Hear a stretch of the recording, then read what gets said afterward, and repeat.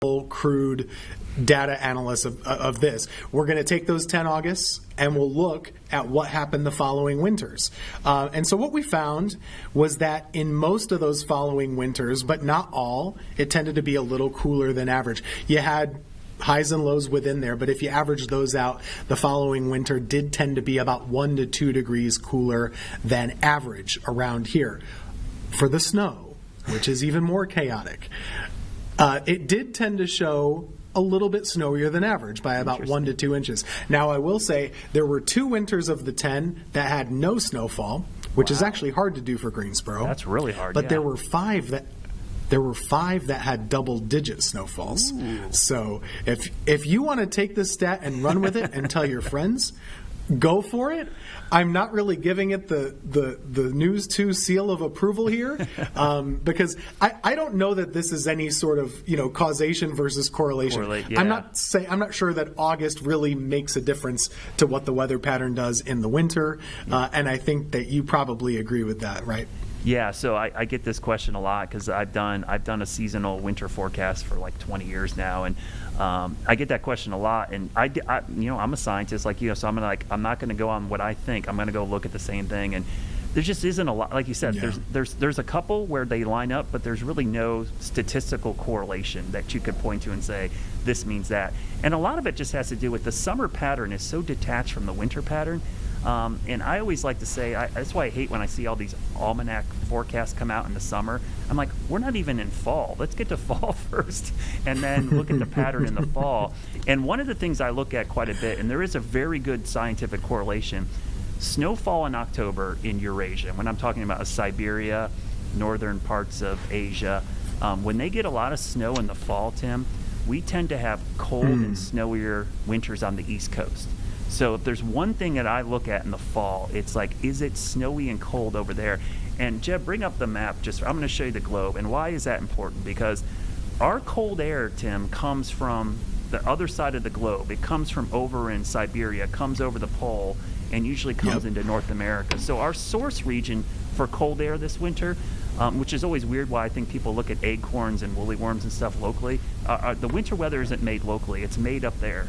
And so I look for I look for information of what's happening in the cold source region, and then from a storm standpoint, what's going on in the Pacific. That's the subtropical jet stream. That's going to bring us the storm. So keep an eye on those two parts of the world if you're interested on what's going to happen this winter. Of course, we will talk a lot about winter weather likely over the coming weeks, but we're out of time tonight, Tim. Thanks for everything. Thanks for your help on the graphics. We'll see you tomorrow.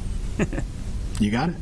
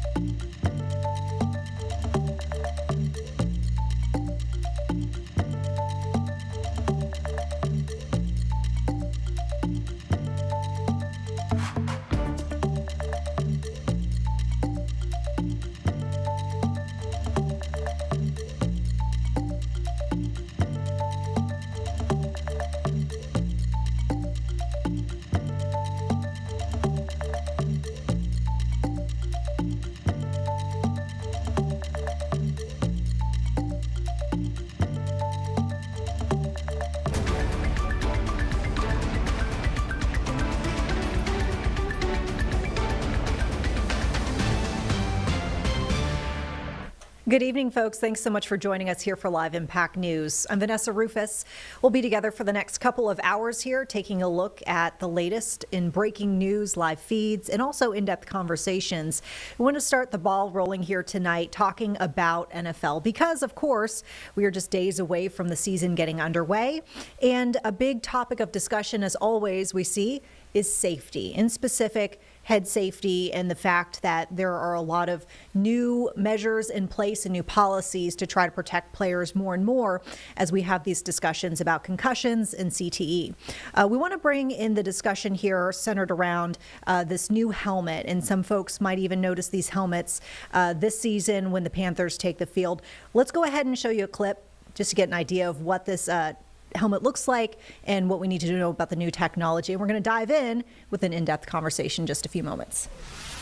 Designed to seamlessly integrate with your helmet, the F7 Pro Stabilizer offers superior jaw support and uncompromising comfort. It positions the stabilizer pad to utilize the cheekbone, helping frame, fit, and stabilize the helmet on the player's head. The flexibility of the technology better contours to wrap the player's head for drastically improved fit and helmet security. Designed to seamlessly integrate with your helmet, the F7 Pro Stabilizer offers superior jaw support. So there you have it, a kind of a look at this new helmet, once again, the F7. We have joining us right now Tucker Petrie, Senior Vice President of Sales with Shut Sports and Vices as well. So thanks so much for your time here, Tucker. We appreciate you taking the time to not only join us here on Live Impact, but also kind of set the scene here as folks get ready for NFL season to get underway. Tell us a bit more about this F7 helmet.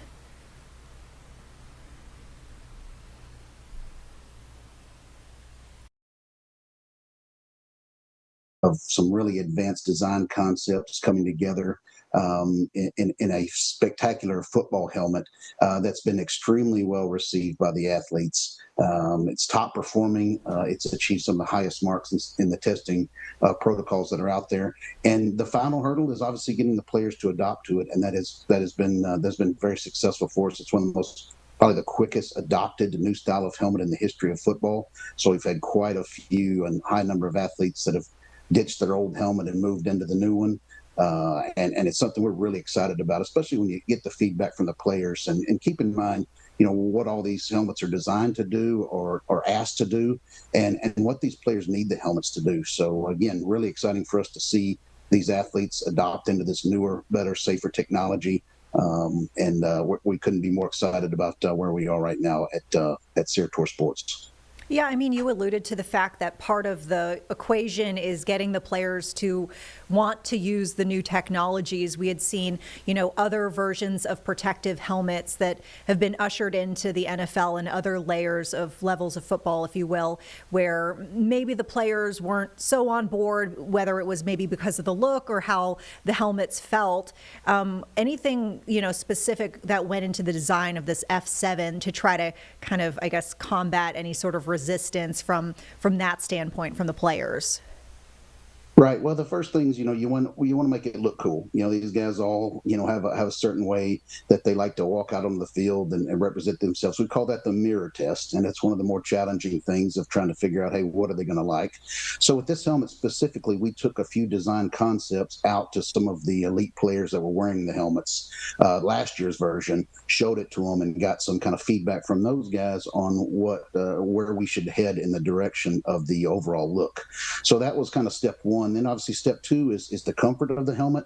But obviously most important is rolling all that in and checking off all the boxes. We have to hit performance, right? And so what we set out to do with this helmet was design a smaller kind of compact shell that still achieved maximum performance in a much lighter chassis, right? So this helmet, as it sits now, is about 4.1 pounds, which in comparison to maybe the top, some of the other helmets, they're in the 4.7, 4.8 pound range. So this one being 4.1, a little bit smaller scale, faster looking. It's really started to appeal itself more to the skill position players, because that's what they're about, right? They're kind of the race cars of the football game, and they've been drawn to the high performance nature of this helmet. So like I said, it delivers on weight, looks, size, and obviously the most important is performance. This helmet's found itself, number 3 ranked on the overall helmet chart for the NFL, and then it does really well on the other charts also. But yeah, that's kind of the combination of everything together. You have to check off all the boxes, and it's incredibly difficult,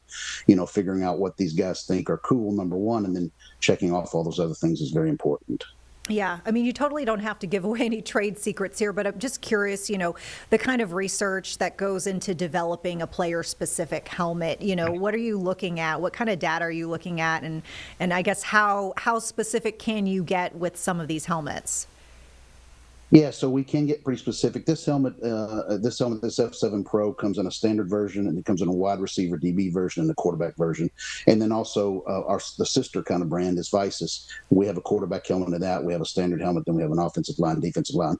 But yeah, so basically we just react to how we basically just react to science. So with these position-specific helmets, the NFL has done some in-depth studies. They basically have video of every single injury that's taken place. They analyze those to see the type of impact, the velocities, and then they come up with some statistics that say that certain positions are taking a unique grouping of impacts versus other positions. So from that, they can give that to us, and we're able to go out there and design a helmet that's specific to quarterbacks or wide receivers or just overall standard. They're going to expand this list. We're going to see other lists in the future. There already is one for O-line, D-line. There's going to be one maybe for running backs and tight ends and linebackers later. But what that data allows us to do is to go into the lab and determine, hey, all right, quarterbacks, they take more helmet-to-ground impacts than any other position on the field.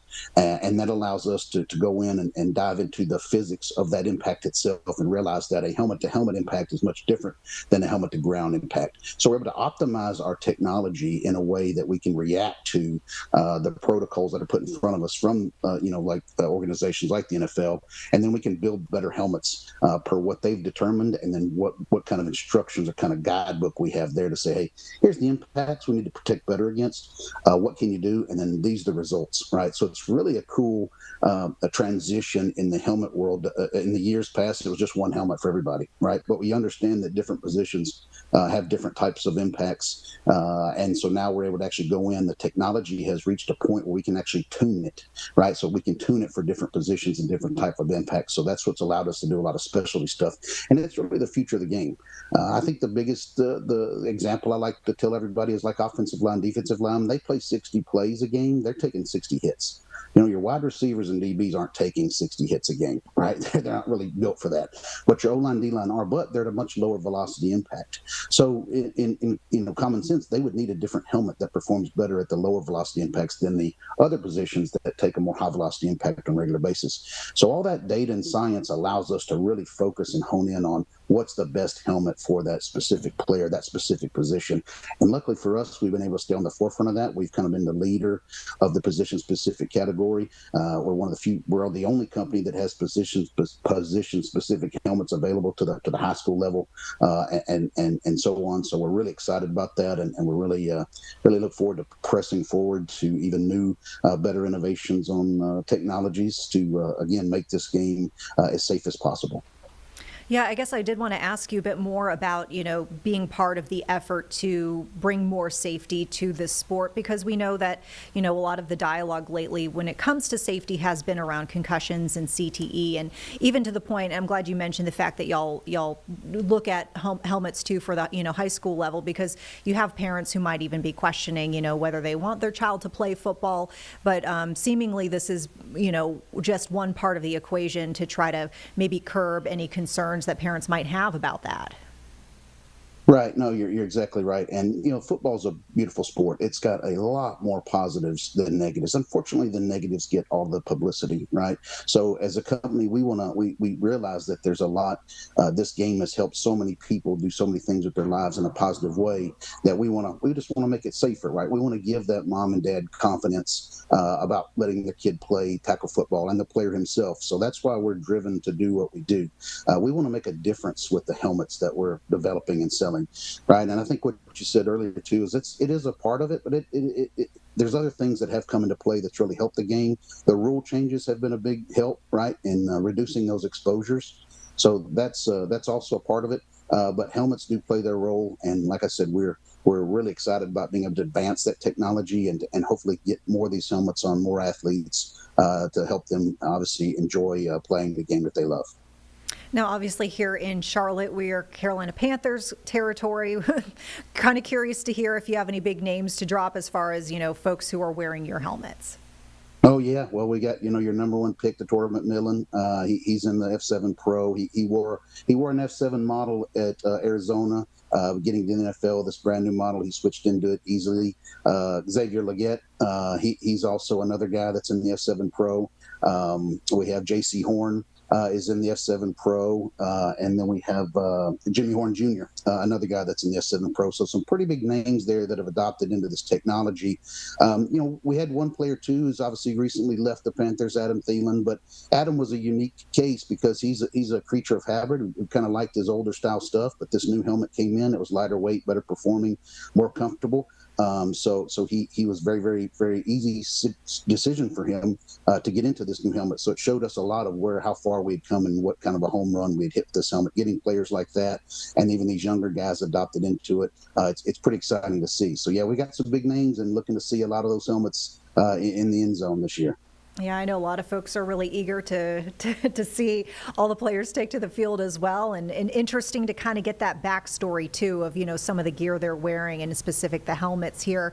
Anything you'd like to leave us here with before we wrap things up, either about the helmet specifically or just the overall dialogue around safety? Yeah, like I said, I think it's a group effort. It's not just helmets alone, right? It's rule changes are important. The way players practice. The way they take care of themselves, staying hydrated, having a properly fit helmet is kind of the basis of helmet performance. If your helmet isn't fit correctly, it's just not going to perform to maximum capability. So all those things come together to really, go in the bucket of player safety, and we've got to pay attention to all of those if we really want to maximize our efforts across the board. Yeah. Well, really interesting dialogue. We're so glad to have had you here with us, joining us at Tucker Petrie with Sept Sports and Vices. Come on back and join us anytime if you have something new you'd like to share. We'd appreciate it. Thanks. Yeah, no, sounds good. Thanks for the opportunity. All right. And of course, folks, we are getting you ready for all things NFL and Panthers as well. Tomorrow, actually, we're kicking off our special with our sports team. Do I see Sturdivant got added to the list here, Jeb?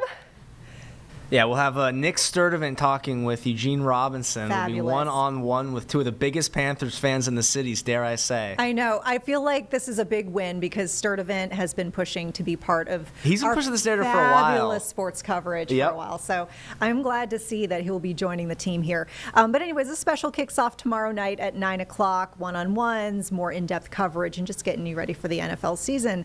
Obviously very exciting. Time of year for so many folks. All right. With that, I think it's time for a quick break. It'll be about 2 minutes. We'll be right back here on Live Impact News. Thanks for sticking with us here. I'm Vanessa Rufus.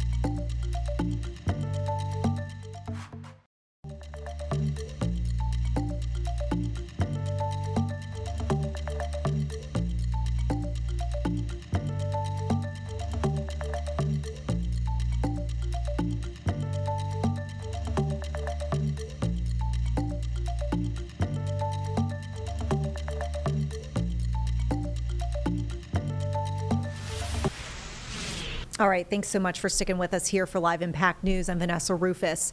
We're going to turn now to a meeting that is underway as we speak. We've got Charlotte City leaders joining to discuss various issues, but transportation among them. We know there's a special meeting tomorrow to address the stabbing that happened on the CATS train, but meantime, we've got other safety dialogue that's happening as we speak. Let's listen in. But there is an answer to a question for most of this. And we have to do more work around how do we put that information out in the community, as well as drive what we believe is why we are doing it. So I would like to take some time to think about a working group of council members to do that, to establish that, and to make some of those appointments so that we can begin to actually determine what is going to be workable for the city. Because I think the number one thing, and Mr. Driggs said it, we will not get this chance anymore in the short term. And if we all see what, at least in most of our cities, most of our parts of our city, the traffic is horrible. Our buses are not what we want them to be. We have one train that comes from, or two train tracks that we can use. But think about how much information we gave to those towns, and we told them that we would support them in their efforts to have rail. We decided we would make a number of other kinds of activities available, and like microtransit started before this is even taken place. So how do we make some of those same decisions and know what's being done? And I think a small working group of council members working along with the remaining parts of what we have to do would be the way to go. And so with that, I hope that we would have the opportunity for that. But again, I think, have a discussion among yourselves about how you would take the next step. I heard what Ms. Watlington said, and I think that's a valid, really, really good start for us. Ms. Brown and Ms. Johnson. Yes, ma'am. Thank you for coming back to me, Madam. Thank you for coming back to me, Madam Mayor, especially since the topic of discussion is very important, and we're going to be very intentional. I'm glad that you said that. I'm glad I do support Councilmember Dr. Watlington, because what about the people that don't have a website? They can't access the information. So that is a very, very good point, and I had this in my notes when Mr. Driggs says great information on the website. That's fine, but my mom she's not really tech savvy, and she's 70 years old and retired from Novant Health. I speak for people that work and have worked and retired and moved around. Yes, there is a great need for us to be able to develop something for our city to be able to get around smart growth, people to be able to get to where they want to go. Right. And our city is growing every day with 157 people coming into the city. But we still have to be intentional, and I want to be that voice for the people. I'm just going to be the voice for the people that don't know how to read, don't have the websites. Maybe you won't knock on their door. I'm just going to be that person because they need a voice, and I'm going to be that voice. And that is, I think, one of the dilemmas of having to be in this space at this time, because everybody has a different way of looking at the world these days. So thank you. All right, so I believe Ms. Johnson. Thank you, Madam Mayor. And I just want to go back to the question that I asked before. People are not feeling heard. And even the question, when I'm lifting their voice, that question wasn't answered. So the public wants to know, how are we going to address their issues? And I think that these small groups are a good idea, but I think we should invite individuals from those groups, representatives from those groups. I didn't say that we wouldn't. I would make that inclusive. Okay. I think that that's, if we want to negotiate with the public and ensure that they feel heard, I think we should bring them to the table and try to work through some of these issues. We can't do this alone. We need them. We need their votes, and people need to feel heard and their issues addressed. So, again, I think we should give them something before we move forward with the MOU, a time frame, and the plan to bring them as a part of the team, I think, is a great idea. I think having the working group make a plan that everybody would like to have engagement, I think we should try to do as much as possible. All right, Ms. Molina. Thank you, Madam Mayor. I just got a quick point of clarification. I remember when we voted to move this forward in committee, was that done with the I guess it was done with the understanding that we would have, Mr. Driggs, some type of discussion afterwards. Is that correct? As I reported to the council, the vote we took was that the committee recommends to the full council that we pass the MOU, and we will have at our next committee meeting a discussion further to Ms. Watlington's suggestion with the attorney about the interpretation of the state requirement that people have experience, so that we're clearer about what kind of candidates we can consider. So there will be more work done about that. Right. Okay, so I remember that being a part of the recommendation, so that's why I'm asking for a point of clarification. Yes. And also to make sure that we're clear, I think, I receive your point very well, which is why I'm raising what we talked about in committee today, right? On the one hand, we have, the discussion around some of the concerns that are related directly to the 1 cent sales tax and what the community is bringing to our attention. And then on the other hand, what we have is this MOU that is potentially how we would stand up their representation in alignment to the rest of the county. So from what I understand today, what we said is that in the event that, we as a body decided to move forward, there would be a continuation of discussion around some of the concerns that were raised in committee. So I want to make sure that I say that to you, because I don't know if that was said already. I don't want to be redundant in what I'm. Well, we have a motion on the floor to approve the MOU for today. We Okay, have a motion that's been made and second. So I'm wondering, though, with that motion and that second, is that with the understanding of what came out of committee today, that we would continue an additional discussion? The Or is it committee just? voted that the committee Right. would continue to work on it, that we would hear back, and at our next meeting, we would talk about this. I said at the meeting, at the time we were taking the vote, we need a clean approval of the MOU so it doesn't look like it's predicated on something. We need an unqualified approval of the MOU, and we have the committee's commitment, based on that vote, to pursue further some of these questions, like in particular, the interpretation of D and how that limits or doesn't limit our ability to appoint candidates. And again, Mr. Chairman, I'm completely in alignment with that. I'm just trying to ask for the clarification around it because of some of the additional questions that I'm hearing come up, right? So in my mind, the MOU is its own discussion item, right? But then there are these, related concerns that we discussed that we would handle, subsequently after Right. potentially voting on the MOU. Am I correct in that? Right. The Yes. motion right now is to approve the MOU. That's right, But what yeah. we did decide today in committee was that there would be more work by the committee for the benefit of the council on some of the questions that came up in committee. But the thing I wanted to be clear about was we can't, as a council, take an action that looks like it could be reversed if some condition isn't met. Therefore, what I'm saying is we just separate those two things. We approve the MOU, and we also commit to a process where there will be more action in the committee and more reports back to the full council with the attorney on this question, because we tore this apart every which way. What exactly is the applicability of the requirement in the law? It's a legal question, but there's scope for us to interpret it. So we just want to try to establish a clarity in this next few weeks about how we're going to apply that, how the attorney is going to apply it, and how we will interpret that. But for tonight, what's on the table is a motion to approve the MOU. Right. So I'm sorry, Mr. Graham. Yeah, I just want to make a comment, and again, it's about process, right? And how do we, as a board, become effective and efficient? We do have and I agree with Councilmember Wallington's suggestion that we need to study those issues and that we form a task force or a committee. We've already got a committee. It's called the Transportation Committee.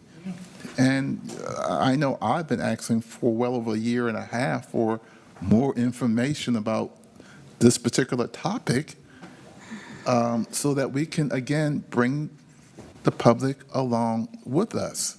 And so it's really not about the item on the table. I'm going to vote yes, right? I'm going to vote yes at the ballot box. It's about making sure that we we operate efficiently, right? We got a committee. It's the Transportation Committee. We should have been intimately involved for months.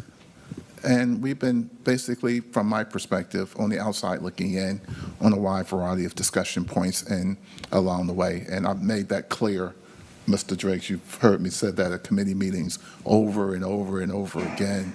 And so I don't think we need to reinvent the wheel. I think we need to use the structure that we already have in place.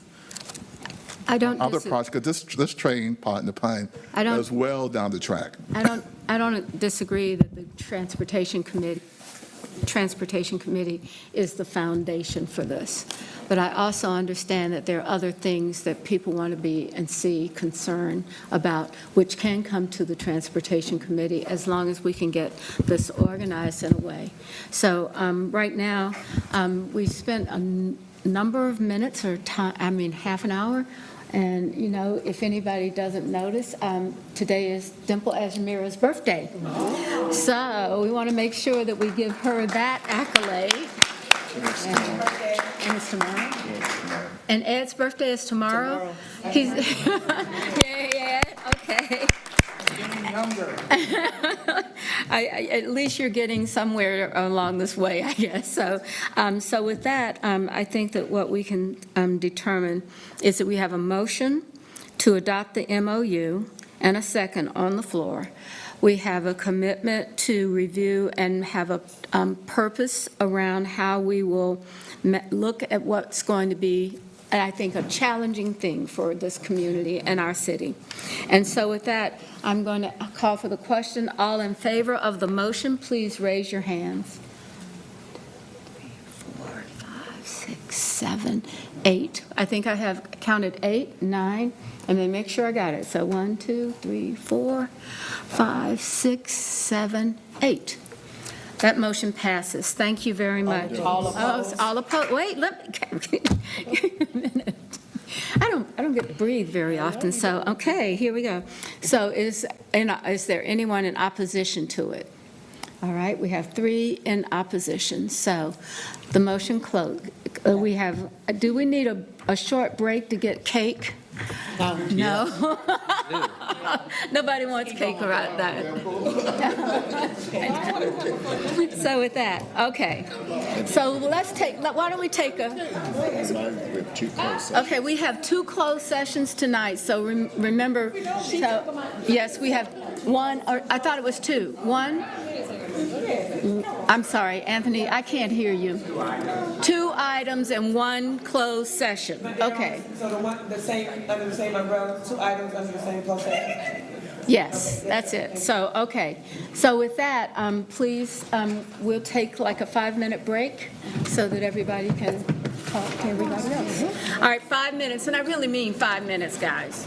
Okay. All right, so you just saw city leaders there approving and passing the memorandum of understanding. This creates a new authority for Transportation Committee, essentially, as they discuss this 1-cent sales tax and the potential that, you know, they're going to move ahead with various transportation and transit projects. Might need a new body, governing body, if you will, over the transportation matters. Of note, and you can actually see if we go back to just that live feed, Jeb, the chief of police is at that meeting. So you can see him. He's actually right there in front of the camera talking with some folks. Johnny Jennings, there we are going to be very curious to hear if there are any sort of deeper dives into safety regarding transportation. Just kind of curious why he's there.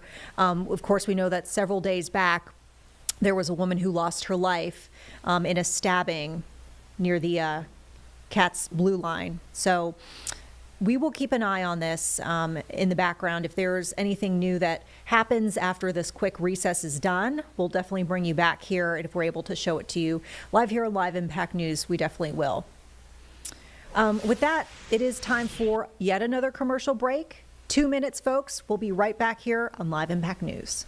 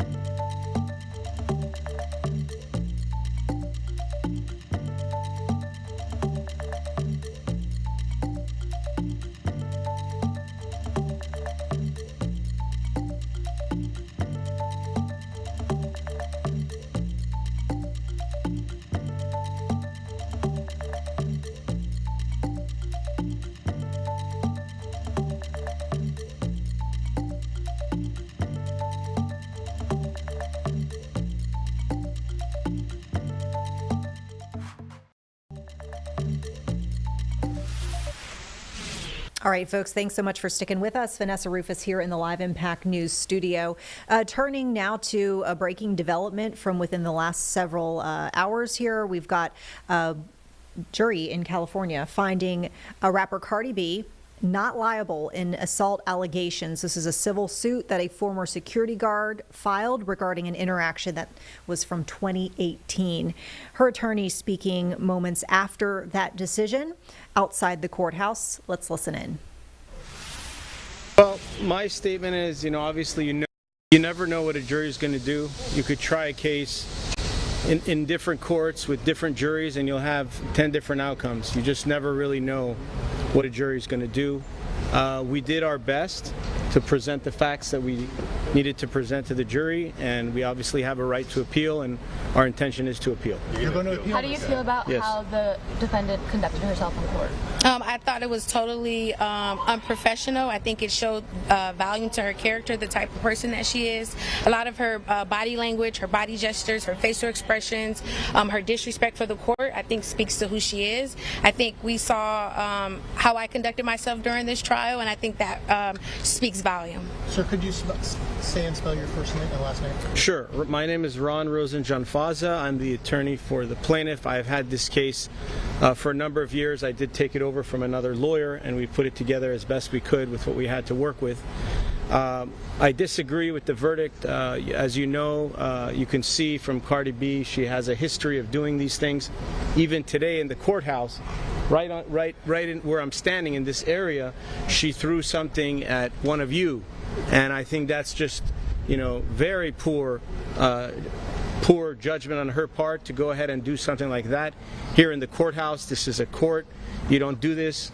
It's wrong, and she really, made a fool of herself, in my opinion. With a unanimous verdict, what is the basis for an appeal? Would it be a factual error, something that the judge did wrong? What would the basis be for an appeal? Well, there's many different things that occurred. I can't really get into the details now.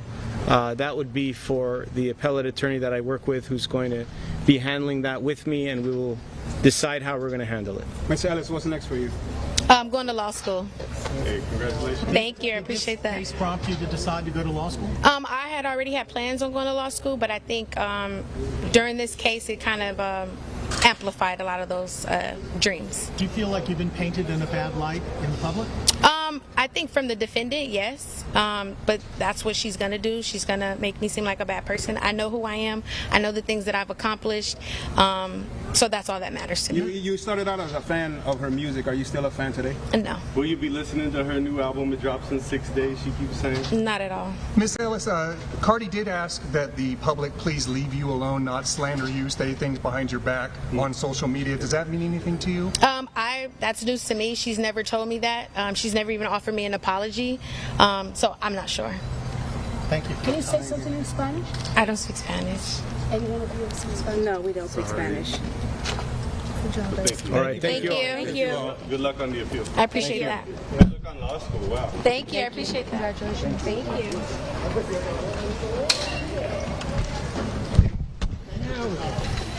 So several moments ago there we saw the plaintiff and her representation remarking on their concerns with the outcome of this civil lawsuit. As we just mentioned, rapper Cardi B found not liable of assault allegations in California regarding a 2018 incident involving the plaintiff who you heard speak there for just a bit. Her name is Imani Ellis. She's a former building security guard who said that she was scratched during an interaction between Cardi B and another person in the hallway of a medical office where she worked, and you heard attorneys basically saying that they plan to appeal. We have, of course, on our radar the City of Charlotte transportation meeting. They've been in a 5-minute recess. It looks like that's still in place. So we're going to keep an eye on this for just a little bit. And then when it resumes in just a few moments. Here, and I'm just going to point out on your right hand there, a man who just walked by with the gray hair and the glasses, that is Brent Cagle, the CEO of CATS. Yeah. We are wondering if they may be discussing safety on public transportation. You can kind of see in the forefront of your screen here, there's CMPD Chief Johnny Jennings, and there's Brent Cagle over there on your right there. So that may be discussed in the coming minutes.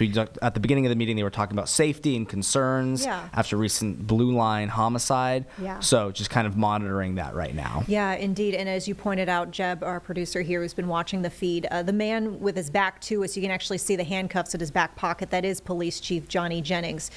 So interesting to see that he is at a transportation meeting. And so presumably there's going to be something we think about safety in regards to transportation possibly discussed here. So we'll pop back in if we see the proceedings getting underway there in Charlotte. Meantime, we've got for us out of the House, the Rules Committee having a debate regarding a rule submitted by the Bureau of Land Management. This is called Miles City Field Office Record of Decision Improved Resource Management Plan Amendment. So we're going to kind of learn about what this topic is as we go along. Let's listen in. I certainly agree with him. I just left the floor, just signed the discharge petition. I hope my colleagues will do the same. I'm happy to yield to the ranking member. And one other thing we could do other than signing the discharge petition, which I urge everybody to do, is that we will offer the Massey County resolution as an amendment to the, to make it in order under the rule, and we could then all vote on it tomorrow as well. I thank the gentleman. Agreed. I yield back to the chair. Thank you, Mr. Nagus. Mr. Griffith, you're recognized. Thank you, Madam Chair. I associate myself with Okay, as promised, folks, we're getting underway again with the city council meetings. They are indeed about to discuss transportation safety. Let's listen in as city leaders are getting ready to have that dialogue. Has spent a lot of time talking about public safety, as we should. It's one of the most important roles that this organization has for our community. And we've made great strides forward over the past years. Earlier this year, we spent many meetings talking about public safety, from law enforcement to how we create safer neighborhoods. Those were really important conversations to have. 5 years ago, Council made significant progress on public safety when the City Council unanimously approved Safe Charlotte. That work was the result of a committee referral to all of the council committees, each addressing different aspects of public safety and law enforcement. We have important questions to answer for our community. There is this important work that we can do, but we also have to have important works that have our partners join with us. How do we support our partners? Mecklenburg County, I believe we have the county manager here. If he hasn't, where are you? He left? Okay, thank you. I guess it's been a moment for him, I know. I don't know, maybe, do you think the county commission has meetings this long? Okay, let's just not even try to think about which ones are longer. But we do have the district attorney, who has said, Spencer, thank you very much for taking the time to do this. That we have our own nonprofit partner. So if you're a nonprofit partner with our city and how we ought to be addressing safety with it, please stand up so that we can see who you are. And let's give them a hand for the work that they're doing. Now, you know, since I became mayor, my passion has been housing. But housing alone won't fix what we're doing now. The work that we have done and the conversations that we've had over the past several months have led us to this point. My recommendation is that we continue with our council topics. I want you to know that we continue to talk about that as we have our meetings and how we can address each other so that we can have opportunities so that everyone can have a possibility to explain what they believe is best for the city to move forward. I also think that what's important is that we need to have more work done within our committees. My recommendation is that we have a referral to each of our committees for the next several weeks as we define how we can address quality of life, specifically around housing, jobs, mobility, and more importantly, public safety. I will be making these referrals and will be working with each committee chair on those referrals. But tonight I want to really again say thank you to the people that work with us and make it that are partnering with us. And I want to hear you and join into the conversation. If you believe that you think that you can help us do something, we want to know about it. We welcome that participation. So with that, I'm now going to turn it over to Brent Cagle, interim CATS leadership. Good evening, Madam Mayor. Good evening, members of City Council. Again, I am Brent Cagle, interim CEO of CATS. Wanted to start off this evening expressing my condolences to the friends and family of Irina Zarutska. Irina was murdered, as you all know, on Friday, August 22nd at approximately 10 p.m. in a senseless act of random violence. As we've moved forward, I wanted to give you some insight into where we've been and where we're going as an organization, as CATS, specifically around our safety and security protocols and what we have planned for the future. So with that, I want to start a little bit with thinking about the last 2.5 to 3 years, 2023, 2024, and today through 2025. First thing, and you'll hear from Eric in a moment, CATS last year acknowledged and understood the importance of elevating safety and security to the executive level within the CATS organization. We added a Chief Safety and Security Officer. Mr. Osnes is our first Chief Safety and Security Officer, and he has been on the job here in Charlotte for about 4 months.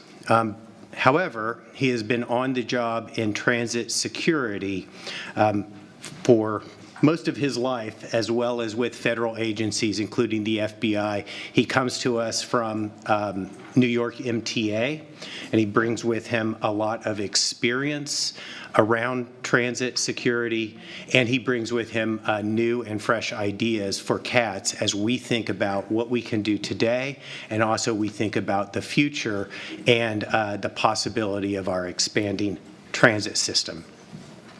Secondly, in 2023, coming into 2023, we had a single security contractor. That contractor was really approaching security from what I'm going to call a corporate or contract security standpoint, posting guards at a position. As we moved forward in 2023 and we were seeking new alternatives, ultimately in December of 2024, we consolidated our security contract with Professional Security Services, or PSS. I want to introduce Lee Ratliff. Lee is the owner of PSS. He is local, former CMPD. And I'll say, we'll talk more about this, but I think it's well worth noting, with the former contractor, we understood that we needed to move away from a corporate security model and really into a transit policing model. And that's what Lee and all of his dedicated employees have helped us do. At the same time, we increased spending on transit security from around $5.8 million with the previous contractor to 3 times that where we are today at just under $18 million. To support a transit policing approach, we understood that it would take more resources, and CATS was certainly excited about doing that. Thirdly, we have been evaluating our camera and access control systems.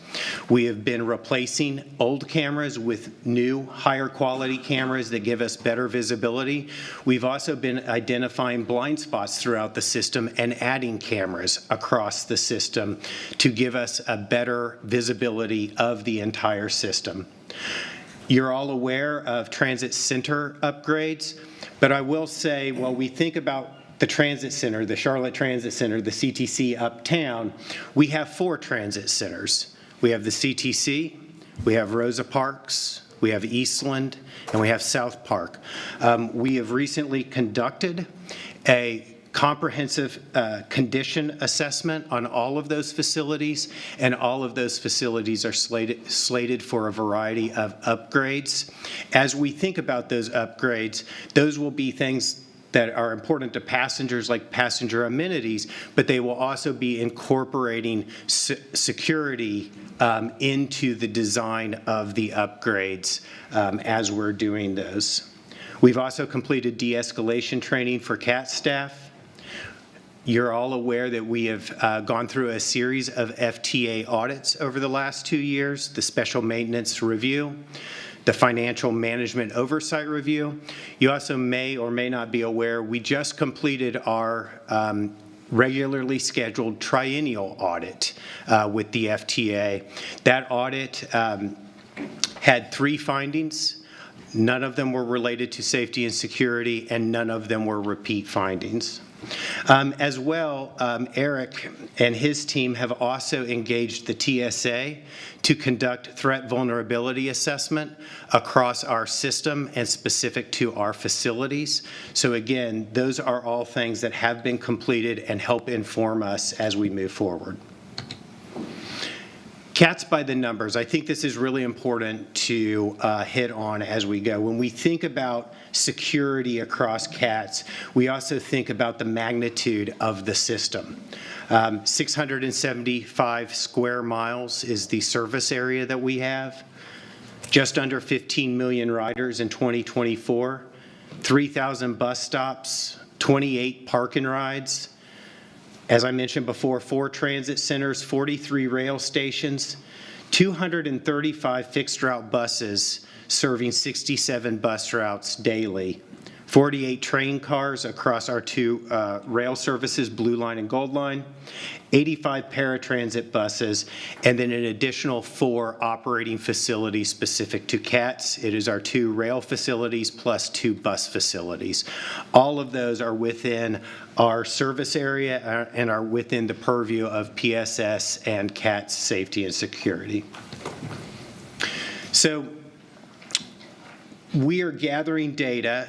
Councilman Peacock had asked us for actual incident data. We are gathering that, working with CMPD, but we also wanted to present to you something that we think is interesting as we do customer and community surveys. We conducted our last survey in 2024, and one thing that we see is when it comes to safety, I think we all agree the perception becomes the reality. And so when we talk to our riders and we ask them about their perception of safety, both in rail and in bus, and we talk to them, and we're specific about that, rail and bus, not all transit, we get very different responses on perception of safety than when we talk to the general public or the community in general. And I think that probably makes the point that as we are starting to talk about transit, a lot of folks have perceptions about safety and security, but sometimes many of those folks are not our users. When we talk to our users, what is their perception? And that is very different between the 2 groups. So with that, I just want to stop here. I will ask Mr. Osnes to come up, but I will say again, this is our organizational structure for CATS security. Mr. Osnes, I've talked about his experience and skills. He will talk more about the details of CATS safety and security and our position moving forward.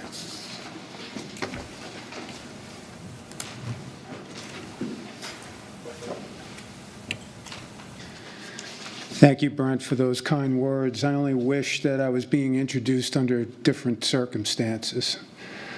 The organizational structure that you see in front of you represents the highest level of commitment to safety and security by the CATS executive team. My position answers directly to the acting chief executive officer. My staff is a combination of safety and security professionals to include sworn law enforcement officers who are responsible for assessing and evaluating both system-wide hazards and vulnerabilities. The team includes 2 dedicated CMPD officers that assist us with CMPD assets and operational continuity. So protecting CAT's assets is predicated on principles of recognition, evaluation, and control of vulnerabilities that have impacts on the community we serve. This occurs through collaborating with our regional partners such as CMPD, the Transportation Security Administration, and our contracted security firm, PSS. It is working and training with the first responder community where we jointly come together to plan, resolve threats and vulnerabilities identified and respond to events as they occur. This relationship fosters a unity, and I have witnessed ample evidence of solid working relationships with our partners. We don't operate in a vacuum.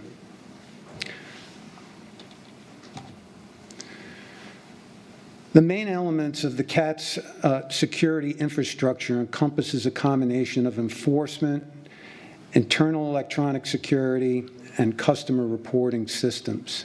Cameras are a key component of our electronic security posture.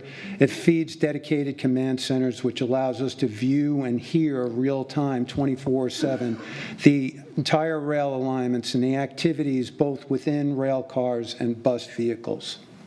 Dispatchers are also available that constantly surveil transit police dispatch and report out events while providing information that may assist CMPD from our CAT security and PSS teams.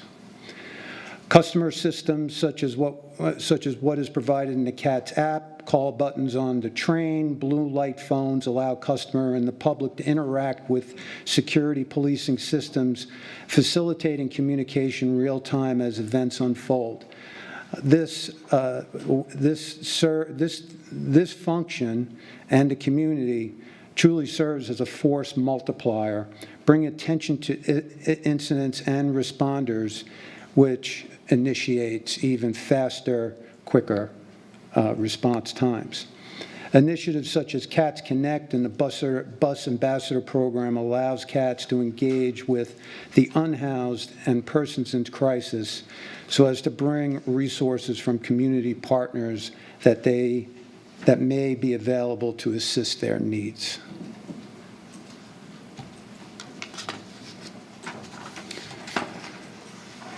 So, challenges. During my 5 months serving the CATS organization, I've come to recognize internal and external challenges. Internally, we are in the process of evaluating security staffing and ideal baselines of security personnel truly required to represent and address the magnitude and complexity of what we need to surveil and protect.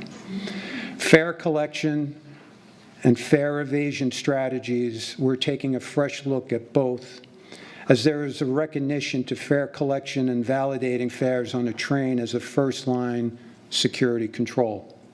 Therefore, fair validation will be decoupled from security as we're proposing now and become more of an operational administrative function backed up by security. This will allow security teams to do security while dedicated fare collection teams maintain a consistent presence on our system, fostering awareness and developing a culture that you must pay to ride the system. This strategy is consistent with other transportation systems within the country.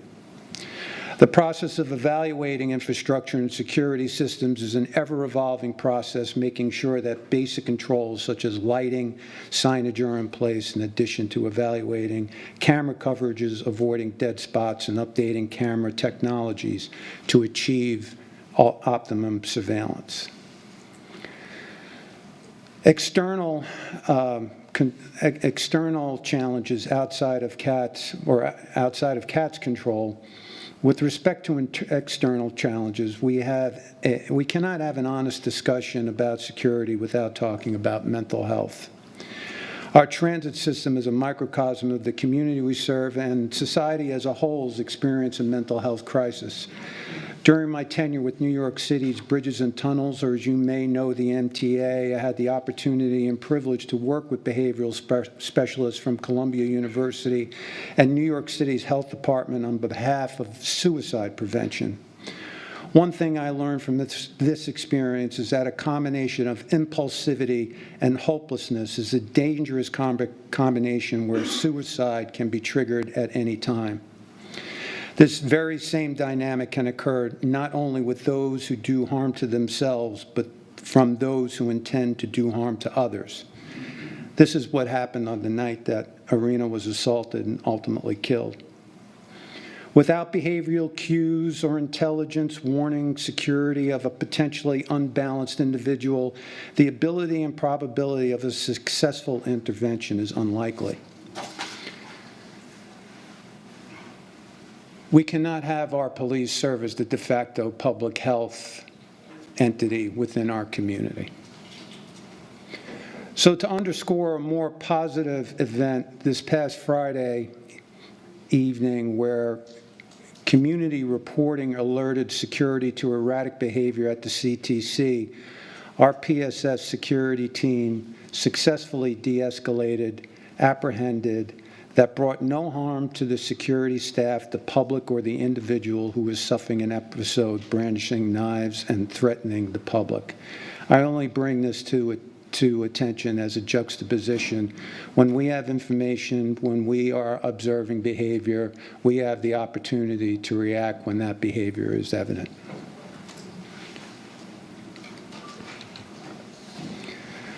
So CATS has a series of security, or has a security strategy that encompasses 7 elements: the security support teams, training and procedures, fair policy, fair enforcement, system conditions, technology, social challenges and partnerships, communication and education. These all lead to the desired outcomes of enhanced security visibility, decreased response times, reduction of fare evasion, support a life and welcoming environment for employees and riders, and counter the perception that public transportation is inherently unsafe. In your appendix, there's a number of tactics that are associated with supporting this strategy. I invite you to take a look at some of the details related to those tactical applications. Brent, I'll turn it back to you.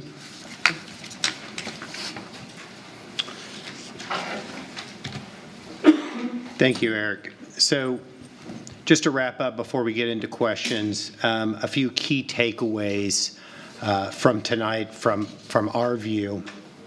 Number one, we have a new approach to security with PSS, really a transit policing model, not a corporate security model. Right now, PSS has an emphasis on achieving full staffing. Again, Okay, so we're hearing this ongoing transportation safety dialogue continuing with city leaders, hearing from CATS leadership about what they are doing now to improve security following the stabbing death of a woman on the Blue Line train several days ago. Sounds like there's going to be a Q&A session, and then there will be more dialogue to follow, so we'll pop back in once that dialogue resumes. Meantime, here we're going to turn to another city discussion, if you will, and this is regarding an important historical facility, if you will, or establishment in the Charlotte community, and attempts to try to restore it and expand it. So our Tradisha Woodard is joining us right now here in the Live Impact News studio to talk about Excelsior Club, which we mentioned has a really big significance for our Charlotte area. That's correct, and for the very first time tonight, folks are really excited about some plans. It's been an eyesore. A lot of folks have been questioning what's going to happen. Is it still going to be a very cultural place where it preserves Black history? Is it going to be something more on the modern side? So for the very first time tonight, folks got to hear some plans. And it seems like because it's along Beatty's-Ford Road, they're just talking about different design concepts for the very first time. Also talking about how it's going to be a place where the community can gather, people who maybe have a hard time finding a job because of their background. This may be a place where they can be employed. Just a lot of different things coming from this unique facility. And they said if they get the green light, which is coming with a $7.8 million price tag, that we could see them break ground as soon as 2028. So it sounds like they're leaning maybe more towards some sort of community center, like a resource center of sorts for folks. Yeah, community center, resource center. They also said it was going to be an option for local artists to be displayed.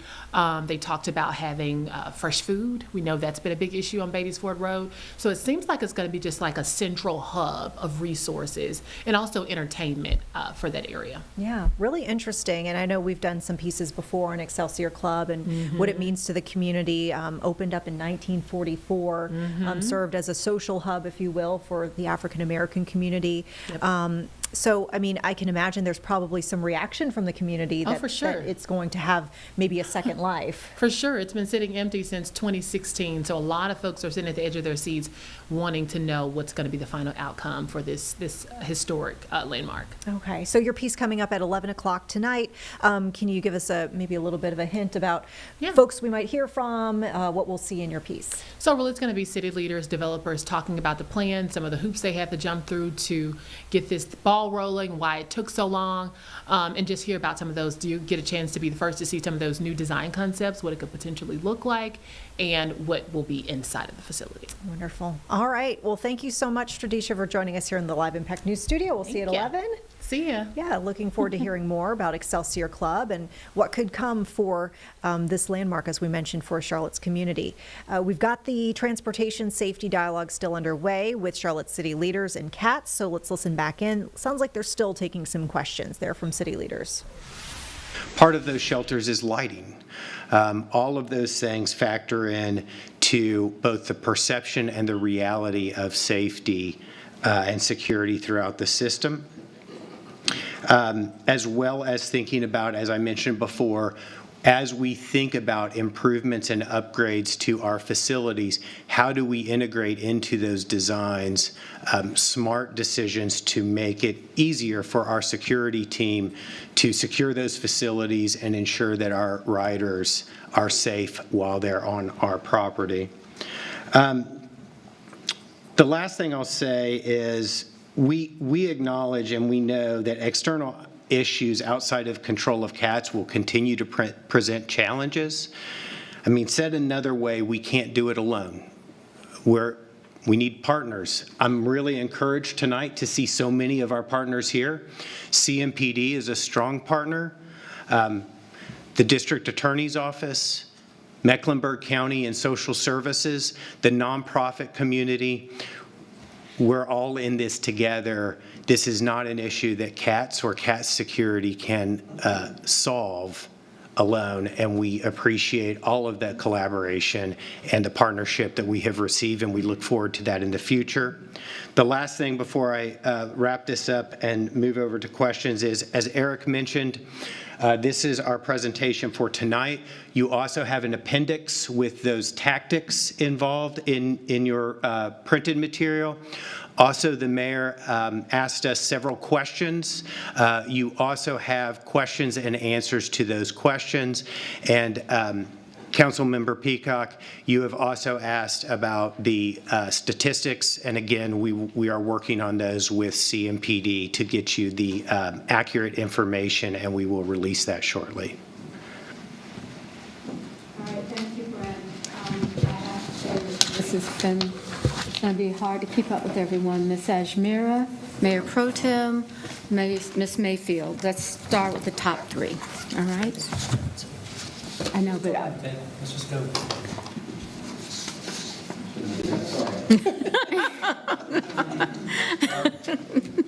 thank you very much, Mr. Peacock. Ms. Ajmira. All right, thank you, Madam Mayor. The Mayor.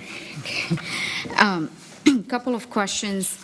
Mr. Cagle, thank you for updating us on the security enhancements that has gone in. You mentioned there have been increased investments that have been made in hiring additional security officers. Were these enhancements, when did these enhancements get implemented? Yes, ma'am. So when I began my interim position with CATS in basically the beginning of 2023, we immediately started evaluating our security resources. and that led us to selecting a new vendor and increasing the spending. So that has been a continuous increase in spend since 2023, leading us to where we are today. So almost 2 years, is that fair to say?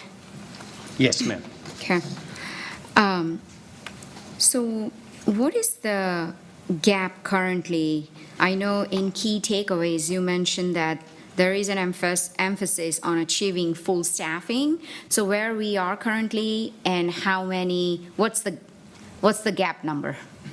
Yeah, so today, and I'll give you rough numbers. I'm sure Lee and Eric can give you exact, but today the contract allows for approximately 218 total personnel, and PSS is currently at 186 personnel, with a hiring plan to continue or to reach full staffing over the remainder of this year into the fall. I will say that there's two challenges to staffing and to our new approach. One is it's just hard to hire.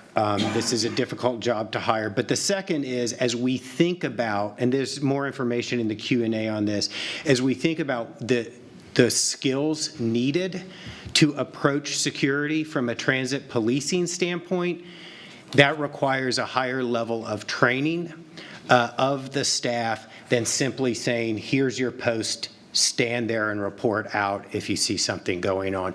So I will say Lee and his team are working through that. They've developed those training programs, and they are actively putting people through, hiring and putting people through the training as we speak. Thank you. So you said so there is 32 positions open, and I'm assuming it's already been budgeted for in the fiscal year, this fiscal year's budget, and the plan is to fill that gap by end of this year. That is correct. Okay. If possible. I know you mentioned a very important point about perception versus the reality. And I know that survey that you have on slide number 5, that is from riders directly. Was this survey done before we lost Irina Zaruski, or was this survey done after? It was done during 2024, so before. So this was before. I would like to see what would be the perception now, especially after several incidents we have publicly heard about. Because I've heard from riders who take our public buses and our transit that the confidence in the system has gone down. So I would be interested in seeing the updated number. On slide number 9, I know you mentioned about what's within our control and what's outside of CAT's control. I think that's important because, like you said, security and safety of our community, it takes all of us working together in collaboration with, most importantly, the district attorney's office as well as our judicial system. And so with that, if you had all the key takeaways that you have right now, if they were implemented, would we have been able to save Irina Zaruski's life? So I will answer that based on the folks I have talked to who are law enforcement professionals or security professionals. The individual, Mr. Brown, did not present any indications that he was suffering from a mental health break at the time. And so, again, from what I've been told, we do not believe so. And that is extremely concerning because after all of these investments that we are making, we still can't guarantee 100% safety. Did Mr. Brown, did he have a ticket? We do not believe so. So we have reviewed the video. Mr. Brown entered the system, the transit system, that day via bus. He rode, and it does not appear that he presented a pass or a ticket. He rode to the transit center, where he then transferred over to the blue line and rode out into South End to the south along the blue line, and he was returning when this event occurred. So that means, had we had this system in place for fare collection, he may not have been able to board the bus to begin with. So that means our controls would have worked, and we would have been able to save Arena Zarut's kid's life. With an open system, it will always be impossible to check every passenger every day on every vehicle. The importance of having more ticket validators is not to achieve 100% validation of all tickets. That is not possible across the system. It is to create that visual presence routinely so that passengers understand that they will be checked much more often than today. So I have a follow-up on that, because I'm a product of public transportation. So as you enter the bus, there is an automated system, right, that scans your pass. Was it not there on the bus? The first, before he transferred to the light rail. It was another of our safety another change in protocols that we implemented about a year ago related to driver safety, right? Because where an operator gets assaulted most frequently is trying to enforce fares. And so an operator is there to operate the bus, not to try to enforce fares. So it appears, based on the video, that Mr. Brown boarded the bus, did not stop and pay a fare, but then moved on beyond and sat down and rode. So I guess that further raises the question, then how would we work on fare enforcement? By having dedicated fare enforcement officers or ticket checkers throughout the system who are routinely moving throughout the system. The light rail was built as an open system, and we can't change that. It is not physically possible to close the open system. The other thing I'll say on the light rail is there are benefits that were known to building an open system. It is the norm throughout the country. And the bus system, by and large, is an open system as well. And so it's not possible to check every rider every day, every trip, but it is possible to increase presence so that people understand that they are more likely to be checked, and therefore they are going to be buying those tickets. So as part of the plan, in terms of the fare enforcement, that would be not on every bus. Am I understanding that correctly? It will be fare enforcement operations throughout the system, not on. It is not a single person stationed on every bus every hour of the day or every light rail vehicle every hour of the day. It is a visible presence throughout the system that people see routinely, but it is not literally one staff person or two staff people per vehicle every hour of every day. How many citations have been issued for not having a ticket? I don't have that number in front of me. I assure you there are citations, but I will also say, and we can get you that number, I will also say our goal is not to go out and write as many tickets as we can. Our goal is to gain compliance. And so it is frequent that our fare inspectors will encounter someone who hasn't paid, and they will give them the opportunity to buy that ticket rather than write them a citation. But I can get you the total number of citations. Yes, I would be interested in seeing how many citations have been issued for not having a ticket compared to previous years. And how many staff members do we have that does fare enforcement? Yeah, so again, I will I would defer to Lee on exactly, their operational plan on fair enforcement, but clearly we acknowledge two things. One, we need more staff dedicated to fair enforcement, and two, that fair enforcement should be decoupled from security, and security is there to support them while they're doing their job, which is checking tickets. So I'll need to, we can get you the answer specifically to how many are currently there, but we acknowledge that there needs to be more. And I know you talked about the external issues outside of CAT's control that's going to continue to present challenges.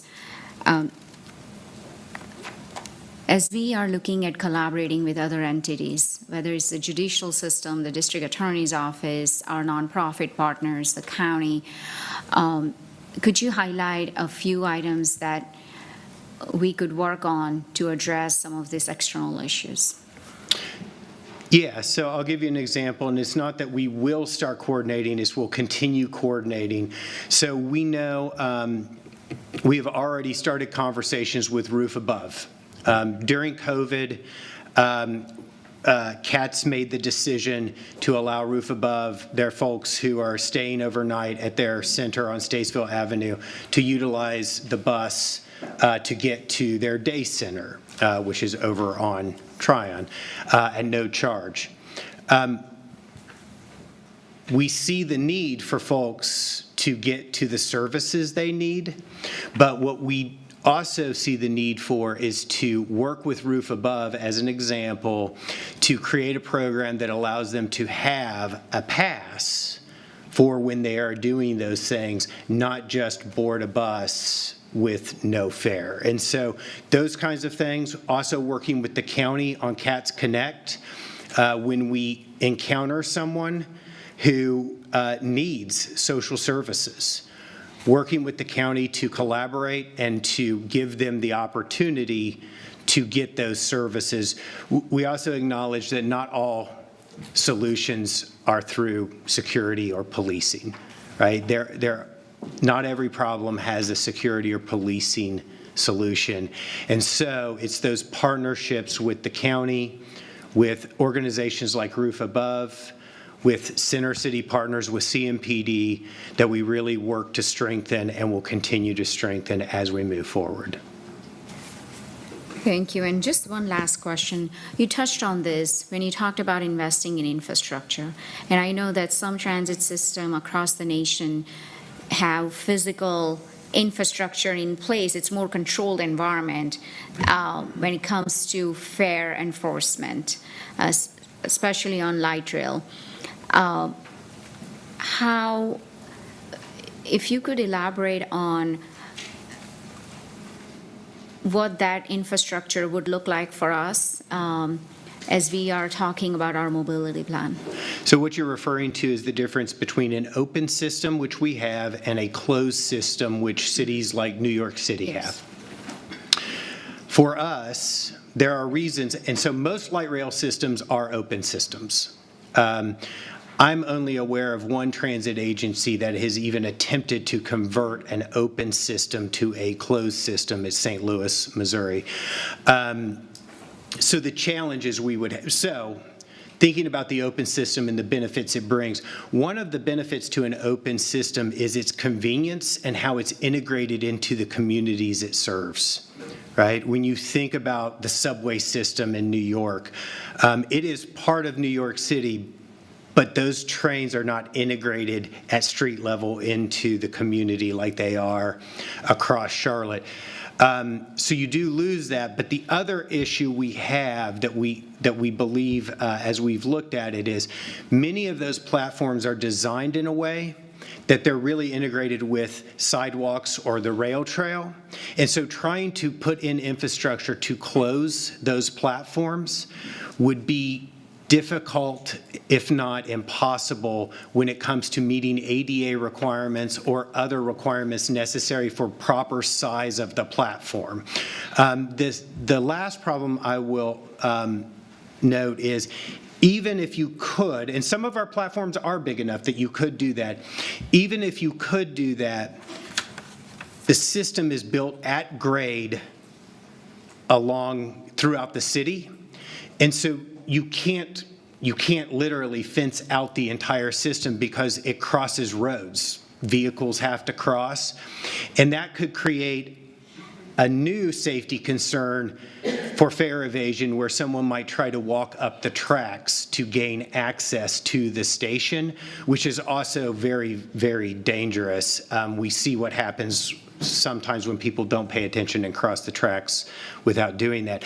And so there are a variety of reasons. I think it's something that we can continue to look at, but I believe because of how we have built the system, and there are benefits to how we built it, it would be very difficult, if not impossible, to go back and change that decision today. I understand in terms of retrofitting what's already in place could be a huge undertaking. And in terms of some of these key takeaways, I'm hoping that we can address some of the recent incidents that have happened, because we have seen, at least from the data I have seen in the news, that we have had more incidents in past year than we have had in the past. And that certainly instills fear in people. And we cannot let that fear drive people away from riding our transit system when we are investing so much more in our light rail and our public buses. I appreciate the actions plan that you presented, and I look forward to hearing more in terms of the data that I requested. And Mr. Cagle, as well as Mr. Olson's and Mr. Ratliff, I appreciate your leadership. And I've always admired, Mr. Cagle, your candidness and how detailed each one of your presentation has been. And I look forward to working with you in addressing some of these safety issues that we have seen. Thank you. Mayor Pro Tem. Thank you, Madam Mayor. And first, I just want to state my condolences to Ms. Zarutska's family. It was a terrible, senseless act, and I'm very sorry the young lady lost her life. But I want to ask a couple of questions, and I wonder if Mr. Osnes can join you, Mr. Cagle. Very happy to have your experience with us, Mr. Osnes. Be careful. Especially, you know, having come from New York City and the MTA, I spent some years there and utilized public transportation while I was there very heavily. A couple questions, if we can maybe go to slide 4. First, just, you know, we're talking about the opportunity to expand our public transportation system. And, you know, Mr. Cagle, in 2024, we have nearly 15 million riders. That's pretty impressive. And I think clearly a good baseline for the fact that we need additional options for public transportation. But also the bus stops, a very high number of bus stops with a very low number of benches and shelters. And so when we talk about fare enforcement, you know, to pay a fee to ride public transportation or to attend an event, there should be some dignity that comes with that fare. And so we have to see, I mean, that's a very low percentage as it relates to bus stops that have shelter and benches. So we really have to have that investment to bring the dignity to the experience of our public ridership. And so I'm looking forward, hopefully, to the investment in that space. But I also wanted to know, Mr. Osnes, you know, we also talked about technology, and I'm wondering where our technology sits, right? So you spoke about the number of cameras and other, you know, technological infrastructures that would help with security, right? But where does our technology system sit as it relates to some of our peer cities for transportation? So if you're asking me to judge where our current technology sits and capabilities related to technology in comparison to what I've seen out of the systems that I've come from, I would say it's pretty good.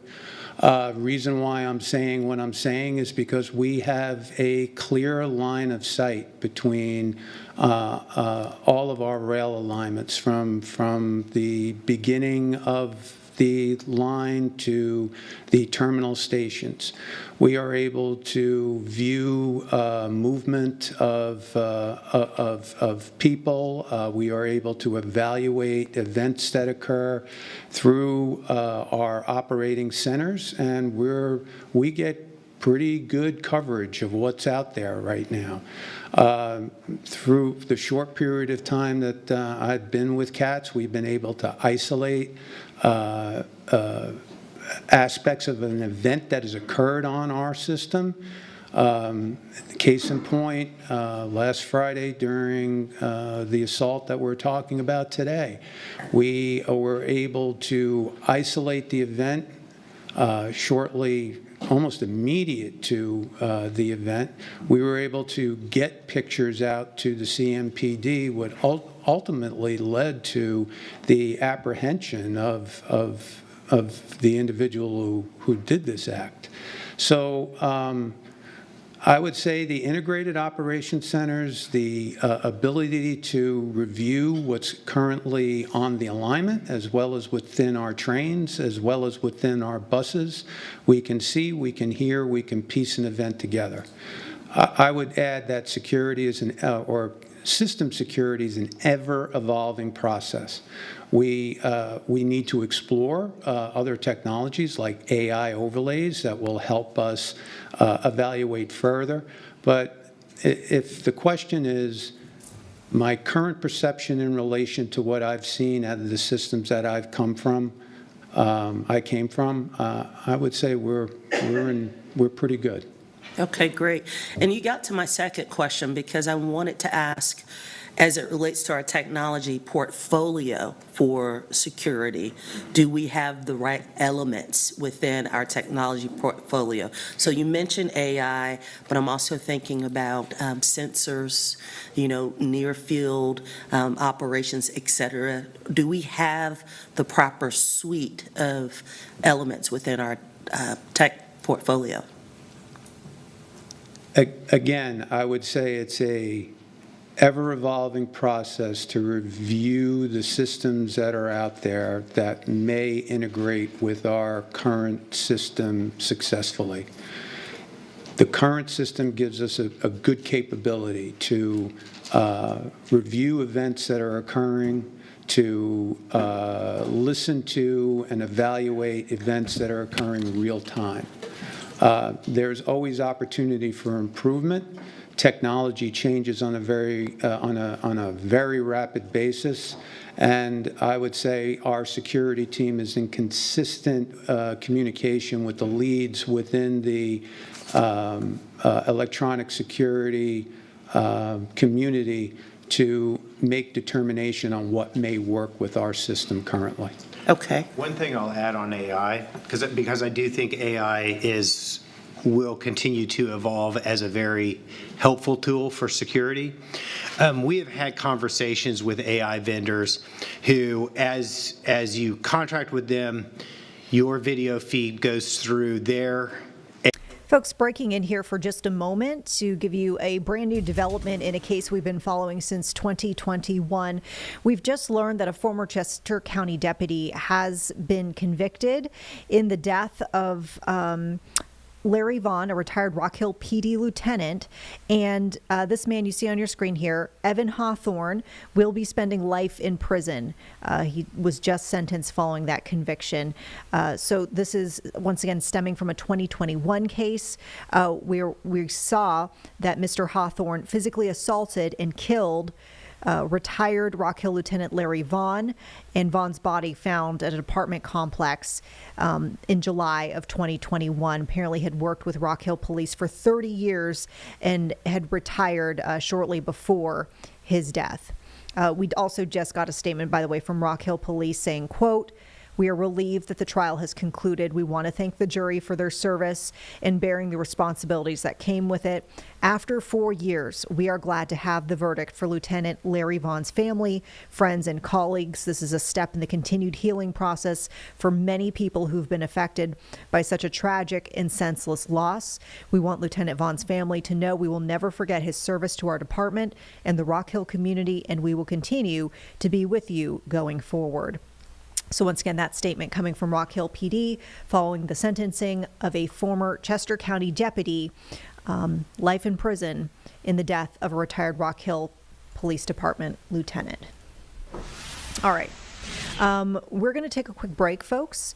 We'll be back in about 2 minutes. Of course, a couple dialogues still happening. We've got cats, safety discussions.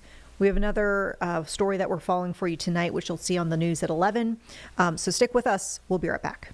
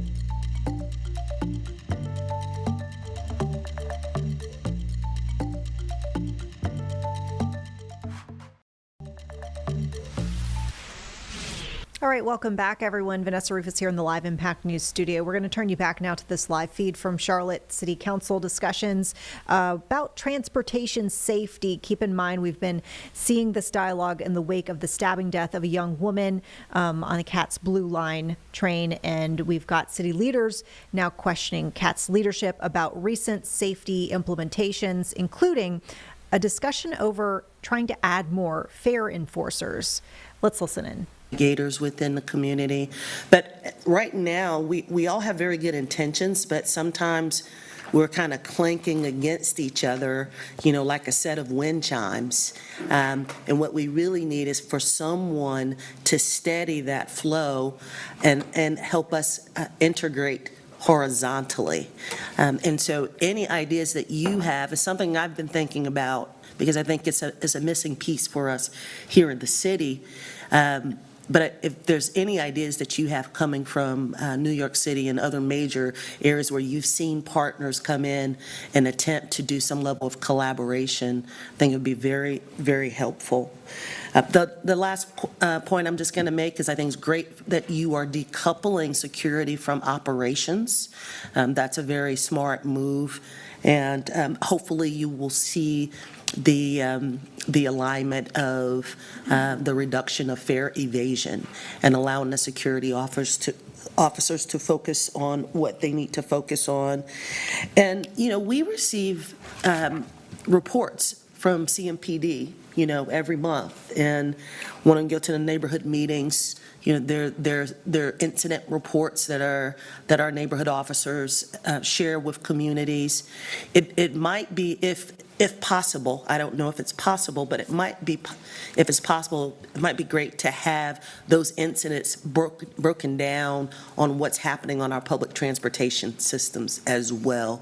So there's a column there on those reports, if the officers track that information. So it's one of the initiatives that we're putting in play as we speak is trying to normalize the data that's occurring within our properties, on our properties, in relation to the community that that particular structure or stop is associated with. It's one thing that I have to give credit to PSS is that they truly work as a police unit, that they work in relation to the districts that are represented within the city, and that there's a unified approach there. You could see the strategy is more from a policing standpoint than a typical security posture, and Brent talked about this. That'll help us normalize our data as well, because then we'll be comparing apples to apples. Thank you. I think that'd be very helpful. We want to make sure that our residents have faith in our public transportation system, but also our visitors. So when visitors come to the city, we want them to feel comfortable on the public transportation system as well. And I thank you for your leadership, and I know that you all will bring some great things to us so we can continue to move the needle on this effort, because it's one of the critical issues that we have going into the new year. So thank you. Thank you, Madam Mayor. Thank you. Ms. Mayfield? Thank you, Madam Mayor. Thank you all for rather quickly presenting to us on some decisions that you've made and things you've been working on. I'm going to stay towards the end and move back forward. If we can click forward to slide 11, since we're on 9. Thank you. So we have this new approach to security, transit policing model. Are these armed guards that we're talking about? Yes, and so the security forces that are in the contract are a mix of certified law enforcement officers, armed security guards, and unarmed security guards. It is a mix, so it is all three. So if there were to be an incident where one of these armed officers were to discharge their weapon and that resulted in the taking of a life, whose liability insurance is going to be hit with that? Because if someone in community is engaged with Charlotte Mecklenburg Police Department, it's the city that's genuinely sued. So what would that look like? Yeah, so I think there's two ways, and I'll let Lee answer from the company perspective, and then we'll talk about the city perspective as well. So to answer your question, if one of our officers discharged a firearm and it was a deadly force situation, our general liability insurance steps in. And but one of the things that we did do, and I don't know if you guys are aware of this, is we did contract with a police attorney. We use some of our judicial officials to come in and do training classes with our officers. Just like Sunday, we had the Honorable Rod Davis come in. And what he did was we asked them to come in and work with our officers. And then we don't just do police officers. We do police and security officers. And the reason why we do that is we want to make sure that that level of training that we give them, that they fully understand the scope, not only just what the police officers are doing, but where they fit in that role. So if they have a better understanding of how we train our police officers, those officers are more likely to work in conjunction with those police officers, and they can still achieve the same goal. But to answer your question, if it's a deadly force situation with a security officer or a law enforcement officer, we are covered by a general liability policy, and that policy steps in along with our police attorney. Thank you so very much. Mr. Cagle, for the fare technology, including the ticket validation. So if I've understood some of the response that you shared with our colleagues, unlike DC or New York, because of the way we built the system, we don't have turnstiles, for lack of a better word, to where you have to show proof of a ticket before you can go through. So, and you may have mentioned this and I might have just missed it. How many current fare inspectors do we have? Again, that was asked. I do not have the answer, but we will get you the exact number. We'll follow up with that. That would be very helpful. Now, if we were to back up to slide number 4, and then I'll go to 3. Thank you, team. So on this one, that 3,021 bus stops, I share the concerns with my colleagues as far as the number of shelters and benches that we have out there. This 3,021 number, is this from 2024 or these recent numbers? Because we've realigned some in-neighborhood routes again within this year. So when are these numbers, what are these numbers for? So these numbers are 2024 numbers. Okay. They may have changed slightly, but they are generally the numbers as they would be today with maybe some slight variation. I will say, as part of the transit system plan, there are a plan to add improvements to 2,000 additional stops. And as you think about the plan, that leaves about 500, right? There's about 500 covered at today, and 2,000, we're now at about 2,500. The other thing you have to remember about stops is as we implement microtransit, you need less stops because you get picked up where you are. You don't go to a bus stop, it picks you up at home. Right? You don't have to walk there. And so, again, that number can change. With microtransit, we would expect the total number of stops to decline as there are 19 total zones and 2,000 stops to have amenities added to them. So 2,000 plus stops. Thank you for that. It will be helpful, Manager Jones, to have an accurate overlay, not a percentage overlay, with the neighborhood routes that have been realigned or eliminated, along with the lines that are identified for microtransit. Okay, if we've eliminated a line off of Columbus Circle, and we don't have microtransit going off Columbus Circle and Marlow, or Dalton Village, or any of some of our areas on the back streets of Beatties Ford Road, that's an impact that's happening. We'll get back to this discussion in just a moment, but first, a breaking update from the CMS front here. As we know, we are getting into the school year just a little bit more. Apparently, the district is reporting some issues with the CMS issued devices, and so they've just sent a message out to CMS families alerting that some students might have difficulties connecting to the internet when they are using these district issued devices off of school property, and of course causing issues for those folks who might not have reliable access to do assignments that they need to. So the message saying in part that this is a problem with the security filtering system when the devices are taken off of the CMS network. As a result, students might have difficulty connecting to the internet outside of school. Our team is working closely with the vendor to resolve the issue as quickly as possible. And so they say that they go on to say they appreciate families for their patience and understanding while they're trying to address the problem. If we get more updates, we'll let you know. Meantime, we'll send you back to this CATS discussion regarding safety on transit systems. Scan, that facial recognition is not as accurate on a consistent basis. So I did hear one company you're looking at is able to identify what may be a gun. I don't know if that's the physical metal gun or if it's a 3D printed, because unfortunately those are making their way through TSA.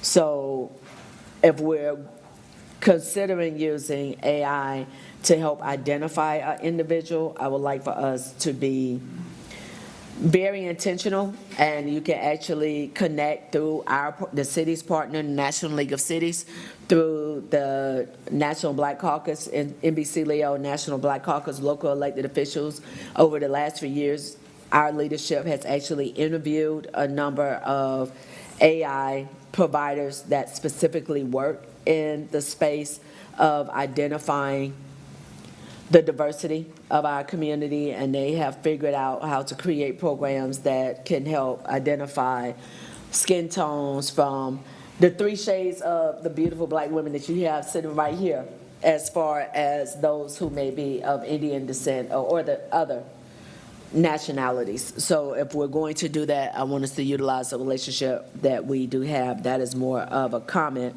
Mr. Cagle, when you talked about the Transportation Security Administration, the threat vulnerability assessment, so we say right now there's no precautions on the bus. This individual that unfortunately probably was going through a psychosis or a crisis that took the life of an individual that potentially did not pay a fare.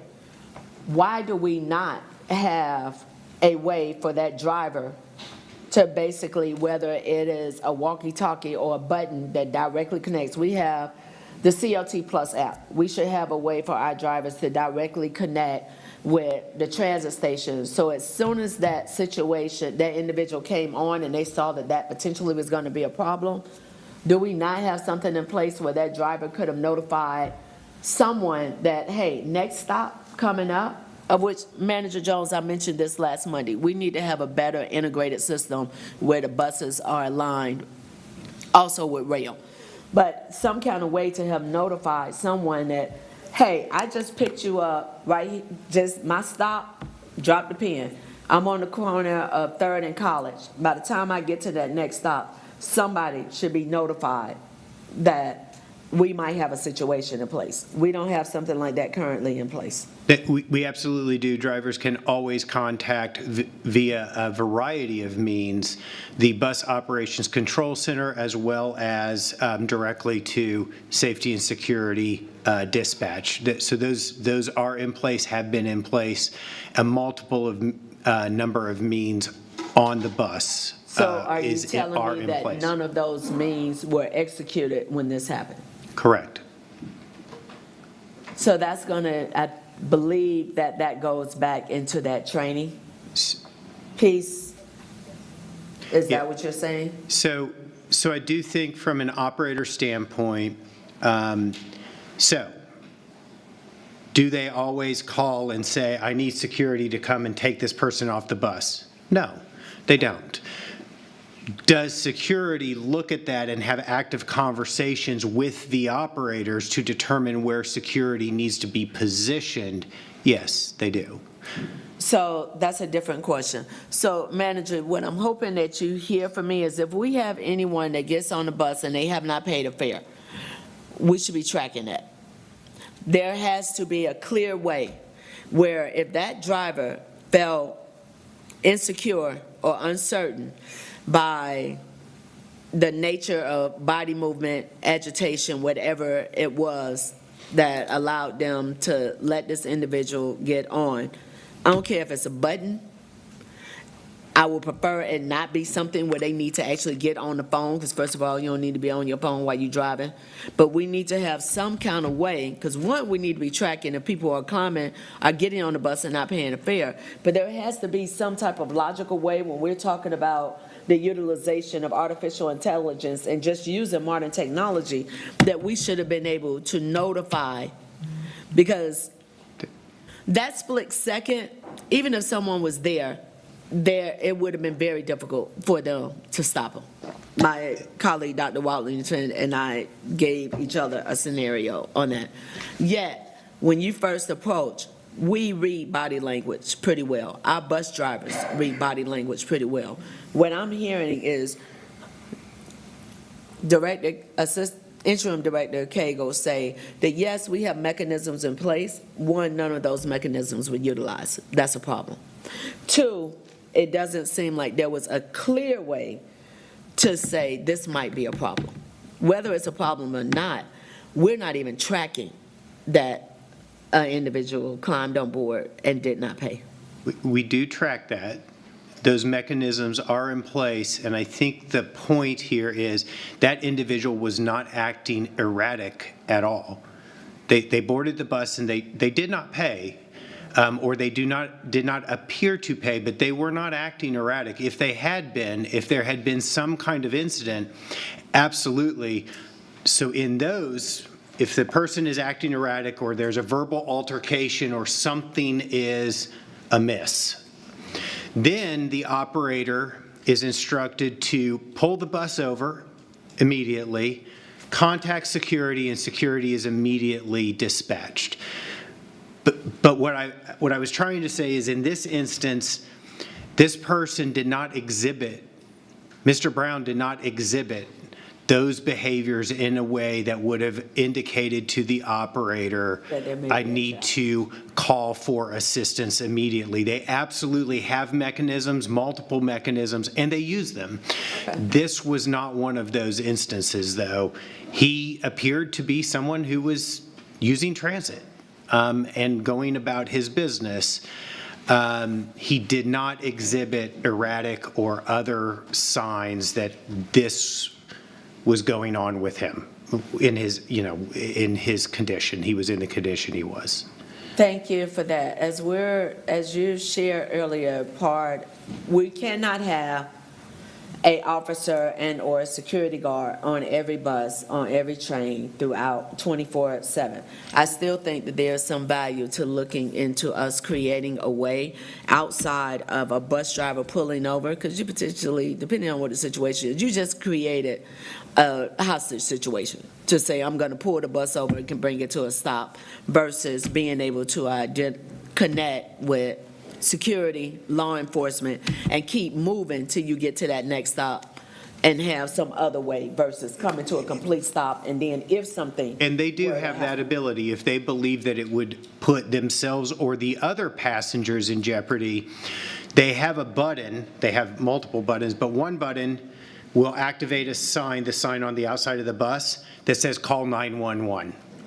It's an emergency. They also have a button.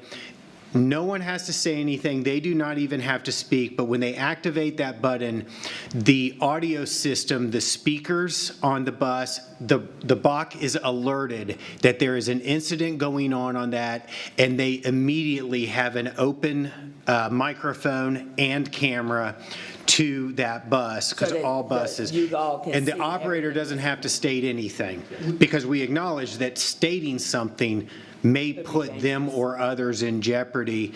Those are there for them. What we find when you pull over, so let's say it's a verbal altercation between two passengers. Those verbal altercations, and we've talked about fights that occur on the bus, a lot of those fights start with a verbal altercation that escalates. When an operator pulls over and opens the door and says, this bus is not moving till this altercation stops, what normally happens is the altercation stops and or one of the people exits the bus. And so, again, that is a best practice, that is a standard protocol, rather than allowing that altercation to continue stop after stop. You give an opportunity to break that cycle, if you will, that's going on and tends to escalate. But there are instances where that is not the appropriate thing to do, and operators have those tools at their disposal to immediately have Lee and his team on scene to assist them. Thank you so much for the clarification. Thank you, Madam Mayor. Thank you very much. Now we'd like to hear from Mr. Peacock. Great. Thank you, Mrs. Mayor. I'm glad to hear that you appreciate that. Brent, I want to thank you all. You all have done a really, really good job tonight. I've watched your interview on WSOC. I realize that each of you are having to answer a lot of questions that are difficult. I appreciate Chief Jennings being here representing all the law enforcement that responded on the 22nd as well, too. I see Michael Smith here as well, too, with Charlotte Center City Partners. I know they've got a public safety working group. While I don't see All right, folks, we've been listening into this ongoing dialogue about transportation safety following, of course, the headline, a tragic headline from several days back, the stabbing death of a young woman on the Blue Line. You see, of course, the question and answer is still going on with CATS leadership and city leadership. So make sure you stay tuned here on WCNC Plus. Our 11 o'clock news will have the very latest on how this dialogue concludes this evening. And keep in mind, tomorrow there's actually a specially scheduled discussion amongst city leaders just on this one topic as well. We'll see you for the news at 11. On to the next hour of programming.